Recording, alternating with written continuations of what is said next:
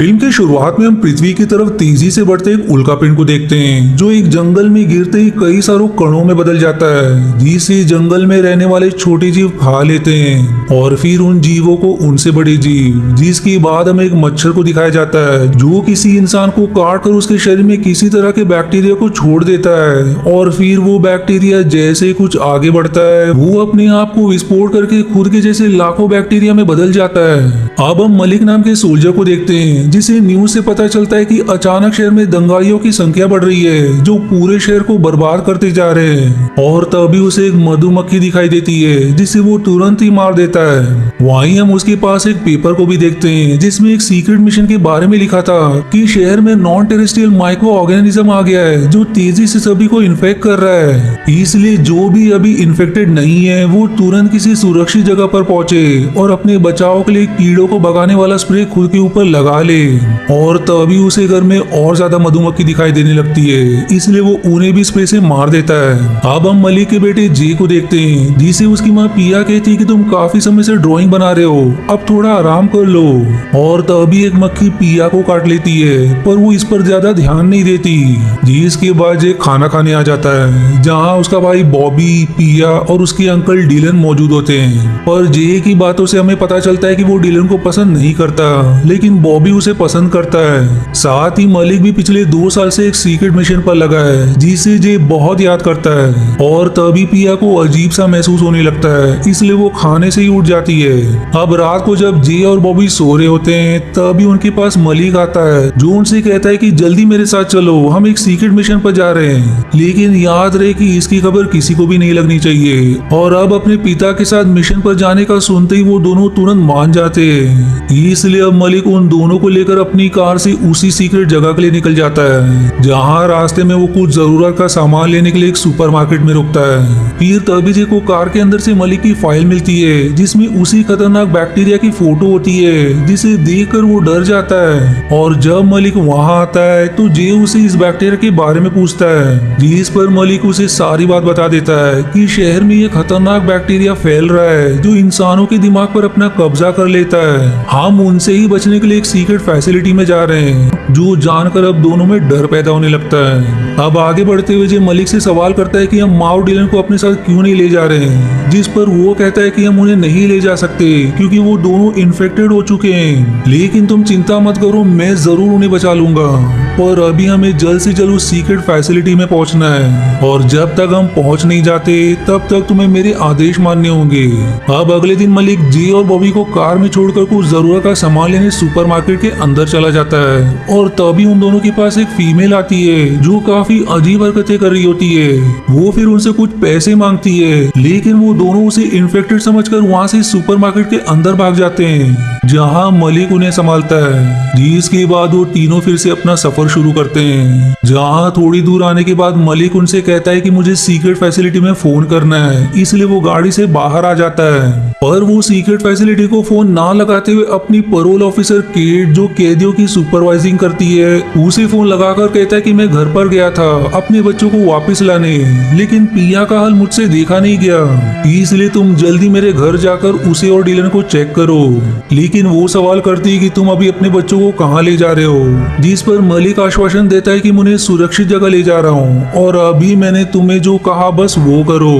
जिसके बाद वो कार में बैठकर आगे बढ़ना शुरू कर देता है। दूसरी तरफ कुछ पुलिस वाले मलिक के घर पर आते हैं जहाँ बाहर से ताला लगा था और जब वो ताला तोड़कर घर के अंदर जाते हैं तो वहाँ उन्हें पिया और डिलन बंदी बने दिखाई देते हैं। पिया पुलिस वालों से कहती कि मलिक हम यहाँ बंदी बनाकर बच्चों को लेकर चला गया, जो कह रहा था बच्चों को बचाने ले जा रहा है। और तब वहाँ कीट भी आ जाती है। एफबीआई ऑफिसर शेपर्ड अब उससे पूछताछ करता है कि तुमने 2 साल तक मलिक की देखभाल की है तो तुम्हें क्या लगता है मलिक अपने बच्चों को क्यों और किस लिए ले गया, जिस पर केट समझाती है कि वो दुनिया में सबसे ज्यादा अपने बच्चों से प्यार करता है इसलिए वो उन्हें खरोच तक नहीं आने देगा। पर शेपर्ड कहता है कि उसके पास गन है, उस पर भरोसा नहीं किया जा सकता, वो बच्चों के साथ कुछ भी कर सकता है क्योंकि 2 साल पहले उसने खुद पर अपना नियंत्रण खोकर अपने ही सीनियर ऑफिसर को बहुत ज्यादा घायल कर दिया था, जिस कारण से वो 2 साल तक जेल में भी रह रह चुका है और तब से ही तुमने उसकी देखभाल की है। उसकी दिमागी हालत ठीक ना होने के कारण उसका साइकियाट्री से ट्रीटमेंट भी हो चुका है। मैं उसे ऐसे नहीं छोड़ सकता। यानी कि उन बैक्टीरिया की बात सच नहीं है, ये सब मलिक के दिमाग के द्वारा बनाई गई कहानी है, जिससे उसे लग रहा था कि दुनिया बर्बाद होने वाली है और वो अपने बच्चों को बचाने के लिए उन्हें अपने साथ सीक्रेट फैसिलिटी ले जा रहा है। अब अगले सीन में केट मलिक के एक साथी सोल्जर से उसके बारे में पूछती है, जिस पर वो कहता है कि पहले मलिक बहुत ही अच्छा हुआ करता था, पर धीरे धीरे अपने बच्चों और परिवार से दूरी उसे खाने लगी और उसी समय उसने अपना नियंत्रण खो दिया। वहीं जब हम एक रेस्क्यू मिशन पर निकले थे तो वहाँ कुछ गुंडों ने 2 बच्चों को मार दिया जो कि बिल्कुल मलिक के बच्चे के आयु के थे, जिससे उसके दिमाग पर गहरा असर हुआ और तब से वो काफी अजीब हरकतें करने लगा। और फिर वो उसे मलिक द्वारा बनाई हुई कई सारी डरावनी स्केचेस भी दिखाता है। दूसरी तरफ मलिक और बाकी एक पुराने घर के पास आते हैं जहाँ से वो दूसरी गाड़ी ले सके, क्योंकि उनकी गाड़ी का पेट्रोल खत्म हो गया होता है। इसलिए मलिक गाड़ी की चाबी लेने घर के अंदर जाता है, जो भाग्य से उसे मिल भी जाती है। और तभी घर का मालिक ग्रांड उस पर गन तान कर कहता है कि तुम वही हो जिसे पकड़वाने पर $10,000 का इनाम रखा गया है। जो जानकर मलिक घबरा जाता है और जब उसकी नजर ग्रांड पर पड़ती है तो उसे उसके मुंह में वही बैक्टीरिया दिखाई देती है, जिसे देखकर वो तुरंत वहां से भागने की कोशिश करता है। अब ग्रांड उसे शूट भी करता है, पर वो उससे बचते हुए एक लैंप उठाकर ग्रांड के मुंह पर मार देता है, जिससे वो वहीं बेहोश हो जाता है। इधर जे मलिक के फोन से उसी सीक्रेट फैसिलिटी को फोन करता है, जो फोन केट उठाती है। वो जे की आवाज सुनकर उससे उसकी लोकेशन पूछती है, जिस पर वो कहता है कि मैं लोकेशन नहीं बताऊंगा, कहीं आप भी इन्फेक्टेड हुई तो। लेकिन केट कहती कि मलिक ने तुमसे झूठ कहा है, कोई भी बैक्टीरिया नहीं फैला है और ना ही कोई इन्फेक्टेड है, बल्कि उसने तुम दोनों का अपहरण किया है। इसलिए मुझे तुरंत अपनी लोकेशन भेजो ताकि हम तुम लोगों को बचा सके।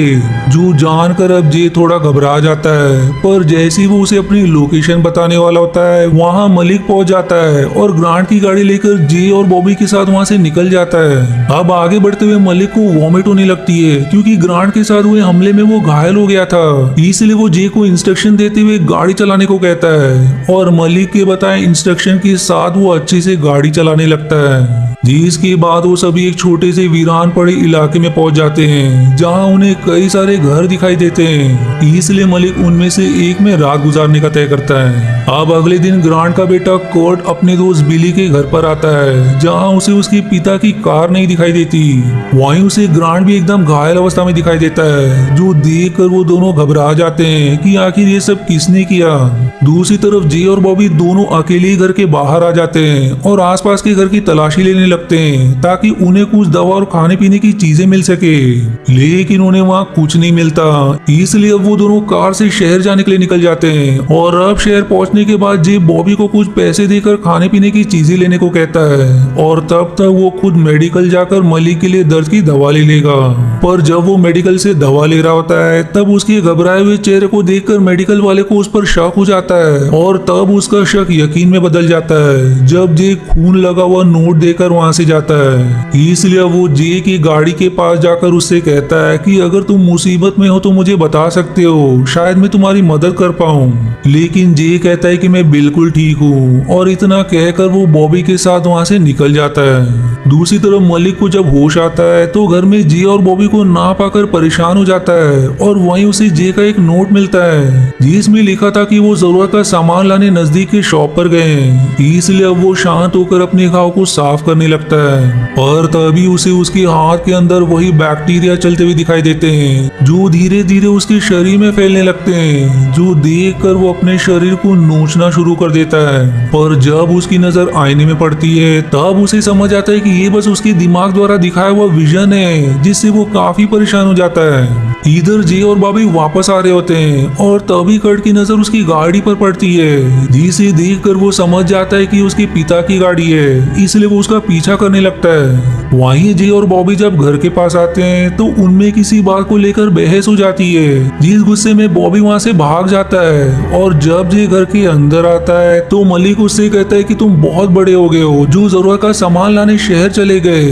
जो सुनकर अब जे उसकी बात को काटते हुए कहता है कि आपने हमसे झूठ क्यों कहा कि शहर में लोग बैक्टीरिया से इन्फेक्टेड हो रहे हैं। साथ ही आपने ये भी झूठ कहा कि आप सीक्रेट मिशन पर गए थे, क्योंकि केट ने मुझे सब कुछ बता दिया है। आप किसी सीक्रेट मिशन पर नहीं गए थे, बल्कि 2 साल जेल में थे।